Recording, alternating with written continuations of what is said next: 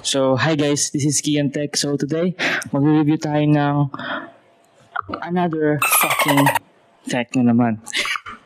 Medyo maliit siya. So, this is a Ugreen Smart Tag. Kung nakikita nyo. Damn. Okay. Damn.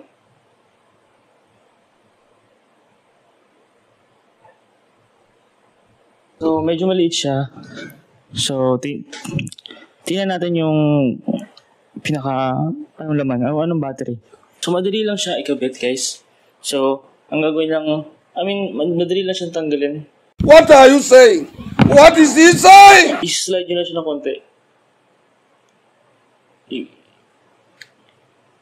Yan, kung nakita nyo yan, pag nakita nyo gumalaw, tapos, tingnan nyo, ma-open nyo na yung gilid niya.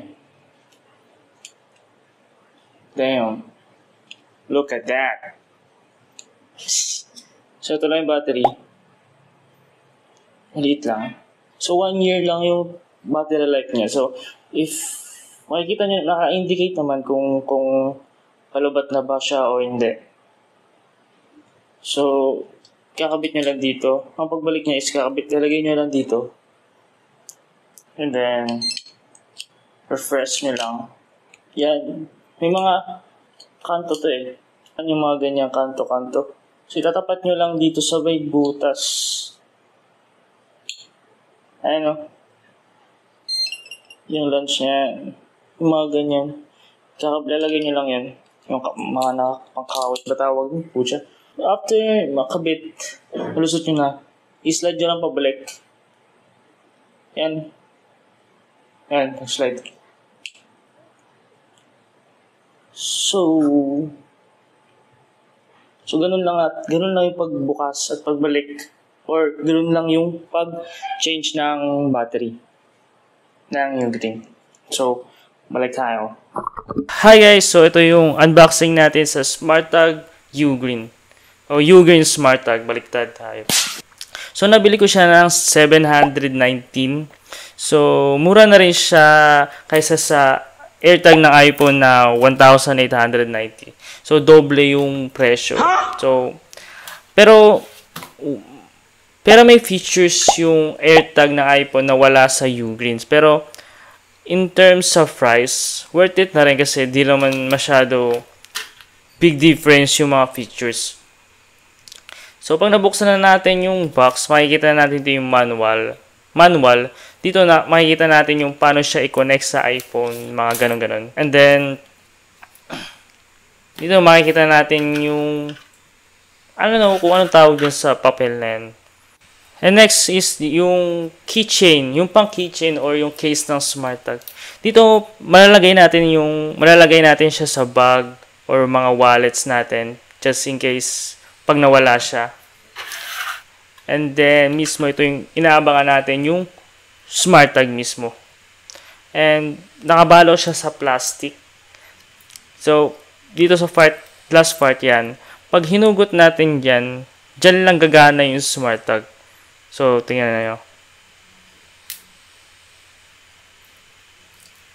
See? So, doon lang siya gagana. So, dito naman, papakita natin paano i-connect yung SmartTag natin sa iPhone natin. So, take note, pang iPhone lang to, hindi yung Android. So, hanapin natin yung Find My iPhone.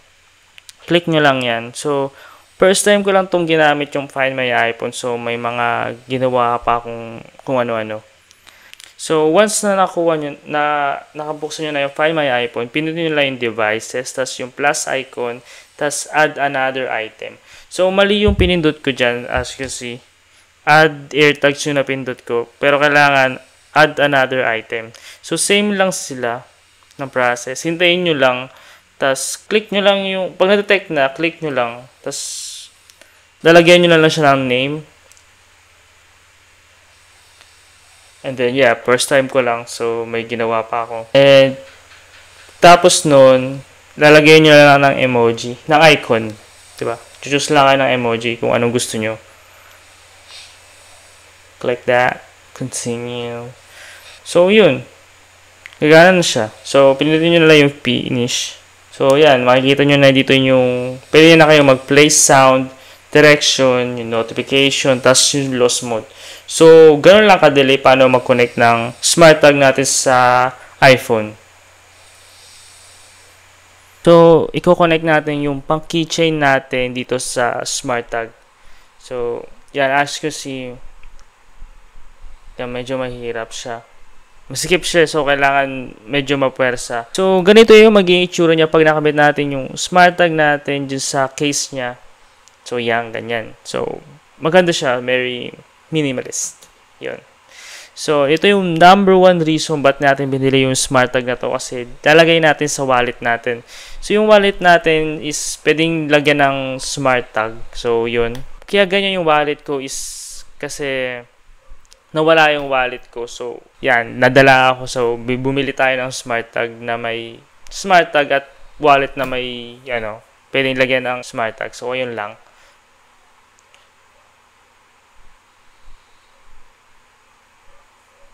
So, yung item na to is meron na siyang built-in speaker. If, kunyari, nawala nyo, or di nyo alam kung saan nyo nalagay, pwede nyo na lang siyang patunugin gamit yung cellphone.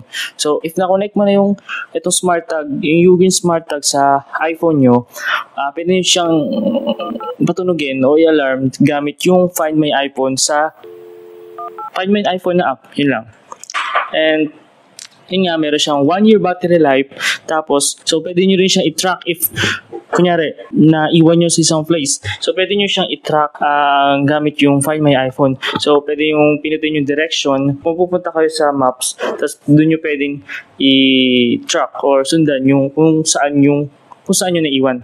So, take note guys, available lang siya sa iOS. So, wala tayong, or di ko lang alam, o wala pang available sa Android. So, for iOS user lang tong smart tag na to kasi kinopya lang niya yung AirTag ng Apple. This smart tag, pwede siyang gamitin sa iPad, iPhone, iPad, and MacBook. So, basta iOS ecosystem, pwede siyang gamitin. So, within less than 10 meters or 33 feet, pag lumayo na yung smart tag sa cellphone nyo, yung smart tag tutunog to ng 12 beats. Yeah, 12 beats. O baligtad pala. If nasa loob ka ng 33 feet or 10 meters, yung cellphone mo sa smart tag, pwede mo siyang patunogin. Kagaya na sinabi ko, gamit lang yung Find My iPhone, meron dun option na papatunogin mo siya or ibabas.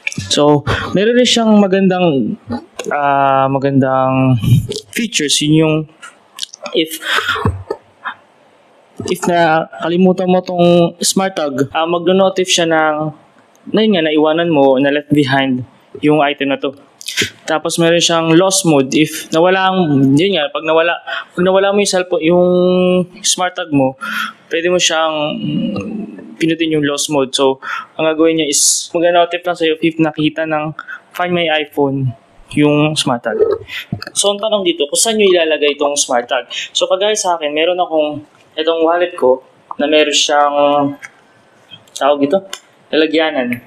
Look, kagaya ng wallet ko, meron siyang lalagyanan. So, ito siya. So, pwede natin ilagay dito.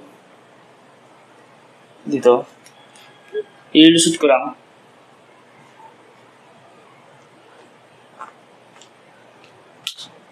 Yan. See? So, just in case na mawala yung aking wallet, pwede ko siyang i-track sa iPhone. So, ganito lang yan. Open ko lang, tapos, ang gagawin ko is Find My iPhone. So, ito lang yung lalabas. Ito yung sinasabi ko na pwede siyang play sound. Okay? Kung nakikita nyo man, play sound. Tunog to. Yan. So, pwede nyo rin siyang ng direction. See?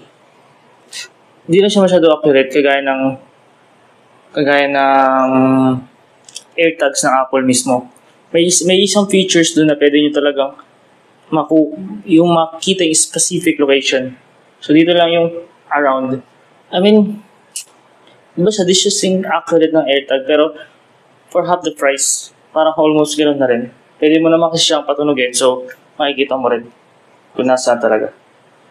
And then, back tayo konti. Ito, meron tayong notification dito. So, kayo na lang mag-explore. Ito. Pag na-left behind mo siya. Tunog siya. So, yun lang. So, yun. Nandito tayo sa PC for less. So, testing natin yung smart tag.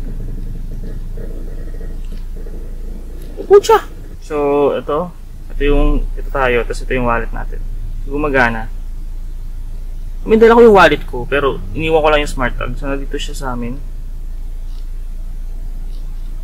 Yan, tapos nandito ako.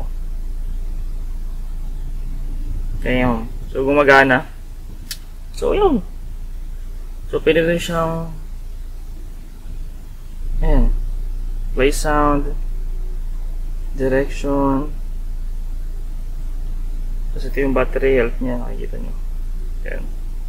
Nakikita nyo yung address ko. What the fuck? Kaya natin kung kaya natin mag-blurred. So, yun lang. Bye.